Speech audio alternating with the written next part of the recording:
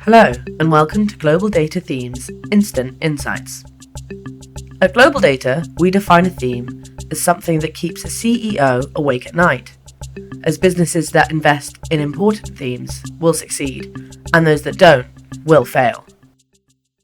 Hello, and welcome to Instant Insights. I'm Emma Taylor, and today I will be talking to thematic analyst Rory Gopsill in Thematic Intelligence as part of our Tech in 2030 series. This series is based on our new Tech in 2030 report from Thematic Intelligence, which you can find on the Global Data Report Store or click the link in our bio. All of our analysts will be answering questions about the future of their industry and what it will look like in 2030. Today, Rory will be talking about the future of education. Hi, Rory. How are you? I'm fine, thanks, Emma. How are you doing? I'm good, thank you. So, Rory, what do we mean by the term EdTech? It's a good question. Well, EdTech basically refers to any technology that helps facilitate learning, whether it's in a school, a university, a business, or just for a lifelong learner. What does that actually look like in real life? Well, for example, you could have marking that's automated by AI or grading that's automated by AI. You could have a system that replaces paper-based learning materials with digital libraries of course materials. You could be replacing in-person learning with online learning, utilizing a collaboration tool or even VR and AR headsets. So it's a portmanteau that covers an awful lot of different things, really. But provided it is improving education, then it qualifies as EdTech. Mm-hmm. Nice. And how do you think education will have changed by 2030? I mean, I'm sure it includes that EdTech feature. Oh yeah, massively. I mean, I think that where EdTech is really going to hit home, it's going to transform three areas of education in particular. And the first one is, for want of a better term, the learning environment, aka where learning actually happens. Before the pandemic, obviously, it was obvious where learning happened. It happened inside a physical classroom. The pandemic then happens, everyone locks down, you need online learning, and that's remained to a certain extent after the pandemic has to a certain extent abated.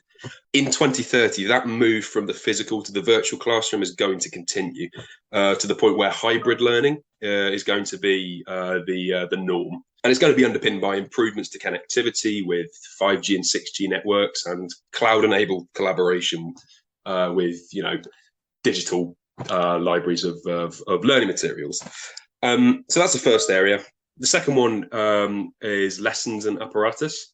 So lessons typically delivered in a classroom with a whiteboard, well, they're going to be disrupted by technologies such as VR and AR because they offer an alternative medium of learning that can immerse and engage students in new ways that a teacher at the front of the class with a whiteboard previously did not have access to. In addition, another example of how the classroom is going, or rather how lessons and apparatus are going to be transformed, would be using AI to assist students in real time, detecting mistakes and helping them make corrections. So that's two areas. And the third area is course management and administration. That's going to be digitalized in order to improve education's efficiency and effectiveness. So all kinds of innovations are covered in course management and administration. Digitalizing course materials with cloud computing, so they're no longer paper-based, they're now accessible to everyone with cloud access.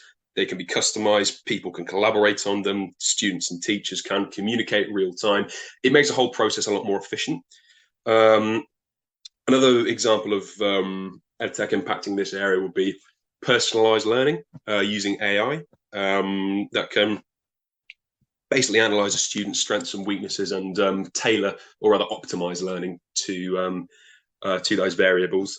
And finally, blockchain, for example, can be used to digitalize the certification of academic qualifications. So you would no longer need a physical copy of an academic certificate. You could have that digitalized. So those are the three main areas that are going to be transformed by technology in 2030. Fab. Amazing. So what are your biggest predictions for the education sector in 2030?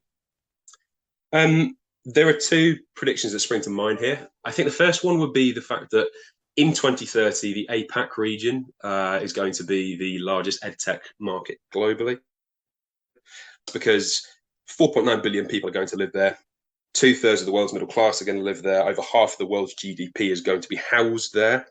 And APAC is already supported by a strong EdTech ecosystem. You think of companies in India like Vedantu and Baiju's. You think of the remnants of China's EdTech industry and Ruangguru in Indonesia. It all paints a pretty compelling picture that in 2030, EdTech is going to be, the APAC region is going to become the beating heart of EdTech.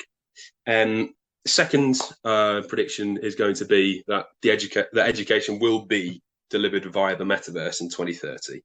That's going to be enabled by decreases in the price of virtual and augmented reality headsets by 2030, and also by improvements in global connectivity, courtesy of 5G and 6G networks.